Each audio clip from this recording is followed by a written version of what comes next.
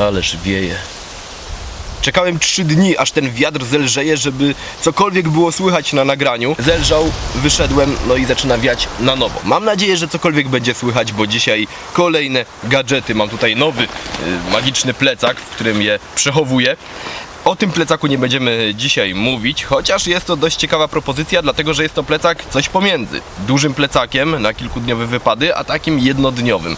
Możemy się do niego spakować na bushcraft dwudniowy z noclegiem, całe łóżko się tutaj zmieści, a jednocześnie możemy go zabrać na taką jednodniową wycieczkę do lasu czy też w góry. Tak więc myślę, że fajna propozycja. Jeżeli Was interesuje, to nagram o nim osobny film. Natomiast dzisiaj gadżety. Zaczynamy bez zbędnego przedłużania od pierwszej rzeczy, która jest zadziwiająca. Co to takiego? Toster.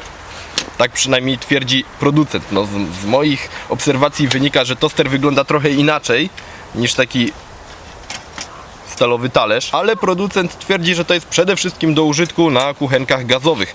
No, mamy kuchenkę gazową dzisiaj, ale doszedłem do wniosku, że prezentacja tego tostera wiązałaby się z upichceniem tostów na nim, więc nie będę zapychał takimi treściami tego odcinka. Pojawi się osobny taki talerz. Kładziemy na kuchenkę gazową, na ramiona kuchenki gazowej. No i jego zadaniem jest po prostu rozprowadzenie ciepła z płomienia na całą powierzchnię. Może to posłużyć również jako po prostu taki grill, gdyż to jest, jak widać, perforowane. Są tutaj otworki. No i możemy na pewno kiełbachę również na tym usmażyć, czy cokolwiek innego, czy kawał mięcha. Gadżet kosztujący lekko ponad 2 dychy. No myślę, że nie jest to duży wydatek, a rzecz naprawdę może okazać się przydatna, szczególnie podczas takich bushcraftów, gdzie rzeczywiście lubimy coś sobie w lesie upichcić. Tym bardziej, że kuchenka gazowa, która jest tutaj kolejnym gadżetem, a do której muszę się dogrzebać aktualnie, bo nie wiem, gdzie ją wcisnąłem. Kuchenka gazowa jest ostatnimi czasy dozwolona w lasach, no wcześniej była nielegalna. Teraz jest dozwolona, ale to też jest dosyć skomplikowane, bo mamy obszary zanocuj w lesie wyznaczone. To są obszary leśne, nie jakieś tam ogarnięte infrastrukturą miejsca w lesie. To są po prostu obszary lasów dostępne na mapach MBDL lasów państwowych. Możecie podejrzeć te obszary. No i teraz są 2 rodzaje tych obszarów. Na jednych możemy tylko nocować, na drugich możemy nocować i palić, a raczej używać kuchenek gazowych. Nie możemy rozpalać ognia. Jeżeli interesuje Was ten temat, to odsyłam do filmu, nie pamiętam, czy to było na kanale Adventurer, czy na Milworldzie. Pojawi się tutaj odnośnik, jak rozpoznać te rejony, jak je wyszukać. Natomiast znajduję się teraz właśnie na obszarze, na którym mogę legalnie użyć takiej kuchenki gazowej. No i to jest nasz kolejny gadżet, bo to jest kuchenka, jak widzicie, kompaktowa, mieszcząca się w takim tutaj zgrabnym pojemniczku. No i co ciekawe, tutaj w tym pojemniku jest jeszcze dodatkowe miejsce, bo zmieściłem nawet pudełko zapałek.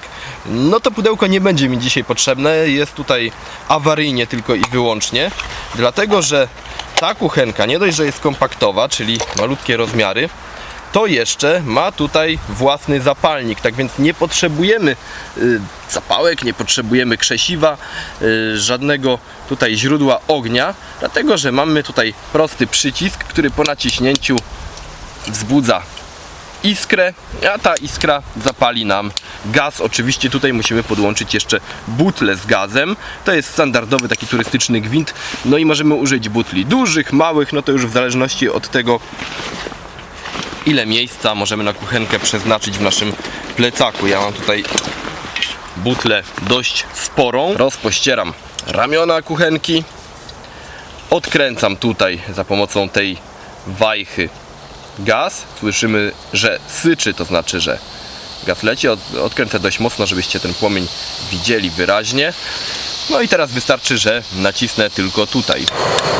No i mamy płomień, który jest dość słabo widoczny, ale zapewniam Was, że jest. Nie wiem, jak to widać na filmie. No dobra. Teraz zakręcamy. Zresztą słychać. I płomienia już nie ma. Następnie wystarczy odkręcić kuchenkę, wszystko zwinąć z powrotem. To przetestujemy oczywiście razem z naszym tosterem. w osobnym odcinku. No i dobra, lecimy po kolei. Wór. Ale po cóż mi taki wór? No nada się do wielu rzeczy tak naprawdę. Producent mówi w prosty sposób. Jest to worek transportowy wodoszczelny, po prostu. Pojemność 80 litrów, tak więc jeżeli pływamy gdzieś pontonem na przykład, boimy się o to, że nasz sprzęt, czy to elektroniczny, czy po prostu ciuchy, czy jakikolwiek element ekwipunku zamoknie, możemy wszystko umieścić w takim worze. To jest oczywiście oficjalne zastosowanie, zaraz powiemy sobie o możliwych zastosowaniach survivalowych. Tutaj mamy usztywnioną listwę, wystarczy, że parę razy to zawinę, a następnie złączę tutaj razem i już zawartość wora jest chroniona przed wilgocią, przed wodą. Nie wiem jak bardzo, bo jeszcze tego nie testowałem. Na pewno na kanale Adventurer to przetestujemy. Napcham do tego wora ile wlezie, wrzucę do wody, do morza i zobaczymy jak to będzie działać. Co jest fajnego w tym worku?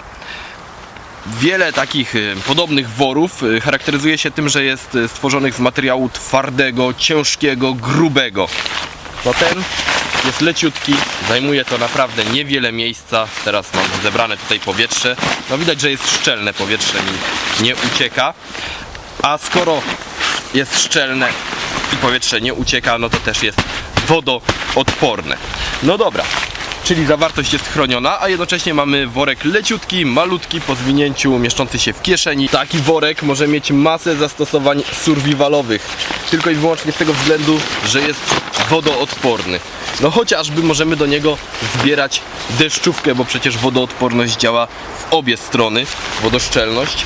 Możemy zbierać do takiego wora deszczówę, możemy chociażby użyć go jako worka na śmieci, no bo wiadomo, jeżeli idziemy na taki bushcraft typowy, gdzie często coś pichcimy, no powstaje masa śmieci z tego jedzenia. Te śmieci często są mokre, wilgotne, brudzą się łatwo, brudzą całą resztę ekwipunku.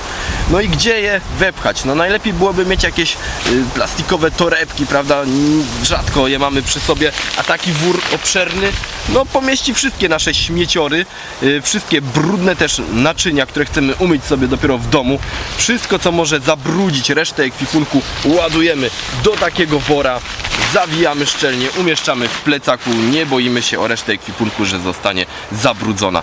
To jest jedno zastosowanie. Drugie, no bardzo dobrym zwyczajem w lesie jest to, żeby obszar, na którym biwakujemy, posprzątać nie tylko po sobie, ale też no po prostu.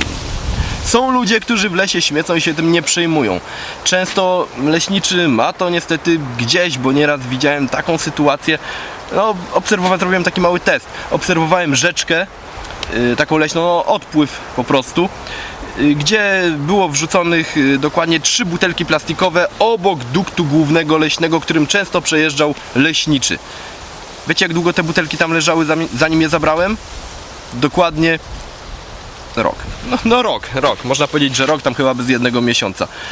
Nieraz widziałem, jak leśniczy tamtędy przejeżdża, nie zareagował zupełnie. Te śmieci po prostu sobie leżały. No ale do czego zmierzam? Do tego, że jeżeli lasy państwowe nie zawsze są skore do tego, żeby posprzątać las, no to dobrym zwyczajem jest po prostu te śmieci pozbierać, jeżeli je widzimy. No i taki wór również się do tego przyda, bo po prostu jeżeli tutaj śmieci naładujemy, no to tak jak mówiłem wcześniej, one po prostu nie zapaskudzą nam reszty ekwipunku. Mam nadzieję, że coś słychać, bo cały czas wieje. Tak więc taki wór, który ma dużo więcej jeszcze zastosowań, na pewno survivalowych, ale no nie o tym jest dzisiejszy odcinek. Jeżeli chcielibyście osobny odcinek zobaczyć o zastosowaniach takiego wora, to na pewno coś takiego nagramy. No a teraz lecimy z kolejnym gadżetem, którym jest lornetka. Pytaliście często o dobrą lornetkę. Tak więc wziąłem ze sklepu Millworld najlepszą. Ona kosztuje, nie mam pojęcia ile. Naprawdę jest taka przyjemna i solidna w dotyku. Tutaj oczywiście możemy sobie rozstaw oczu naszych regulować. No i tym pokrętłem ustawiamy ostrość. Obraz jest ostry jak żyleta. Tutaj nie mogę mieć żadnych absolutnie zastrzeżeń. Powiększenie 10-krotne. Bardzo tutaj dobra, płynna regulacja ostrości. ciężko naprawdę do czegokolwiek się przyczepić w tej lornetce, bo jest zarówno solidnie wykonana, no jak i po prostu funkcjonalna. Oczywiście no możecie powiedzieć, że ja tutaj znajduję same pozytywy tych rzeczy, które pokazuję. Ciężko mi znaleźć minusy w momencie, kiedy ja mam po raz pierwszy kontakt z danym przedmiotem. Dlatego, no powtarzam to regularnie, te rzeczy wszystkie będą testowane na kanale Adventurer, tak więc zachęcam Was do śledzenia tego kanału, gdzie po prostu używam sprzętu w trakcie różnych mniejszych lub też większych wypraw. Tutaj tylko takie pierwsze wrażenia, no często podczas pierwszych wrażeń, czasami zdarza się, że dojrzy jakiś minus danego przedmiotu i tak też będzie w tym przypadku, w przypadku kolejnego gadżetu, mianowicie jest to mapnik na ramię, na rękę, na przedramię. No i tutaj pewne minusy już mogę zaobserwować na pierwszy rzut oka. Tutaj na pierwszy rzut oka nic nie zauważyłem. No a często jest tak, że te naprawdę duże minusy, wady danego sprzętu wychodzą dopiero po czasie. Tak więc no, ja tutaj nie mogę Wam szczerze polecić wszystkiego stąd, że to jest super ekstra hiper bajer, kupujcie, nie. No po prostu to jest takie pierwsze wrażenie. Przyglądamy się tym elementom ekwipunku. Natomiast oczywiście testy się odbędą. Mapnik na przedramię. Jak to wygląda? Z takiego siateczkowanego materiału, bardzo wytrzymałego. No siatka po to, żeby zwyczajnie nie powodować tutaj gdzieś odparzeń, jeżeli używamy tego na gołej skórze, żeby po prostu to oddychało wszystko. Na takich ekspanderach, gumkach ze stoperem, tak więc to jest w pełni regulowane. Po prostu naciągamy na przedramię, nieważne czy mamy na sobie kurtkę czy t-shirt, to możemy sobie umieścić tutaj. No i teraz tak, z założenia to jest fajna rzecz, ponieważ nie musimy tej mapy mieć gdzieś w kieszeni, gmerać za nią, wyciągać za każdym razem, czy też wieszać na szyi, gdzieś szukać pod kurtką. Mamy wszystko pod ręką. Rozwijam, mam tutaj wycinek mapy, który mnie interesuje, tak więc mogę sobie śmiało nawigować, nawet położyć to gdzieś tutaj na kolanie, użyć kompasu, wyznaczyć azymut. No i po prostu, kiedy kończę nawigację, zwijam całość i tutaj zapinam, idę dalej. Szybki dostęp, w żaden sposób to tutaj nigdzie nie uwiera, nie przeszkadza. No ale ten minus, o którym wspomniałem, to są te rzepy. Moim zdaniem wystarczyłby tutaj gdzieś jeden szeroki rzep, zapięcie, czyli odpinam, rozwijam. Natomiast tutaj no ja muszę się bawić z dwoma rzepami naraz. Jest to dosyć takie frustrujące, no za każdym razem się bawić tutaj trafianie w ten rzep, jeden, drugi. No, nie wiem po co. Wystarczyłby naprawdę jeden albo nawet zapięcie na jakiś nap tutaj. Albo jeszcze lepiej byłoby, gdyby ten rzep był wbudowany tutaj. Po prostu naszyty tu i ja wtedy zapinam ten mapnik tak o. On się automatycznie zapina na rzep, prawda? Potem go odpinam, rozwijam. Zawijam, tylko przyduszeniem takim z powrotem przytwierdzam. Natomiast tu są jakieś takie paski. Nie wiem kto to wymyślił, to naprawdę konstrukcyjnie jest to dziwne, natomiast sama rzecz jest jak najbardziej przydatna. Ostatnią rzeczą w dzisiejszym zestawieniu są śledzie. No i powiecie, jaki to gadżet? Śledzie. Ano taki, że jeżeli kupujecie namiot, tarp, cokolwiek, to nigdy śledzi nie będzie w zestawie. Czasami do zestawu dołączone będą szpilki, takie klasyczne, czyli taki postać takiego jakby grubszego druta, który wbijamy w ziemię. A więc po co nam śledzie? Przyjrzyjmy się im. Gdzie to ma jakieś otwarcie? Oczywiście, że nie ma. Czym śledzie są lepsze od szpilek? W niczym. No więc po co ich używać? Chodzi o to, że śledzie służą nam do mocowania tarpa czy też namiotu w podłożu miękkim. Szpilki natomiast w podłożu twardym. No i dlaczego zatem, skoro szpilki nie nadają się do miękkiego podłoża, to dlaczego po prostu nie nosić zawsze ze sobą śledzi? No moglibyśmy. No ale po pierwsze, śledzie, czy są cięższe? Nie wiem. No jakoś nie No jeżeli mamy ich kilka, to są rzeczywiście cięższe niż podobna ilość szpilek, to po pierwsze. Po drugie, jeżeli podłoże jest naprawdę twarde, no to bardzo ciężko, takie z korzeniami, bardzo ciężko będzie nam wbić takiego śledzia w nie.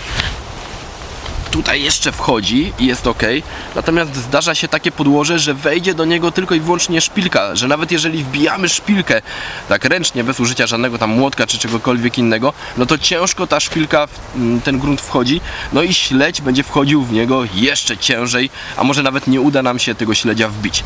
Tak więc po prostu na twarde podłoże szpilki, na miękkie takie jak piasek, czy też podmokły teren, czy też nawet śnieg, taki już ubity mocno, no bo czasami nie jesteśmy w stanie, rozbijając namiot czy też tarp, odgarnąć całego śniegu, no bo warstwa tego śniegu będzie powiedzmy metr.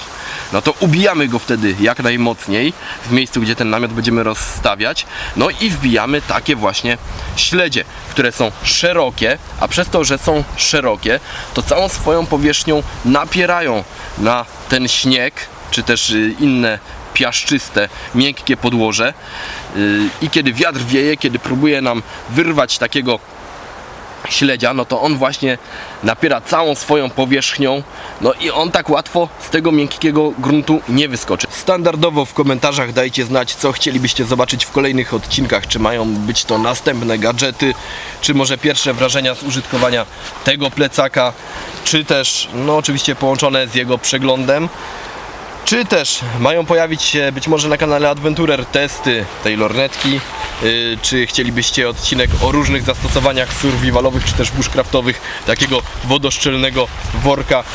Może macie inne pomysły na kolejne odcinki, dajcie znać w komentarzach, zawsze je przeglądam, staram się często odpisywać na komentarze. No i też wyciągam z nich wnioski i nagrywam odcinki takie, jakich byście chcieli. Dajcie znać w komentarzach, co w kolejnym odcinku, a tymczasem na razie trzymajcie się czołgiem i do kolejnego odcinka.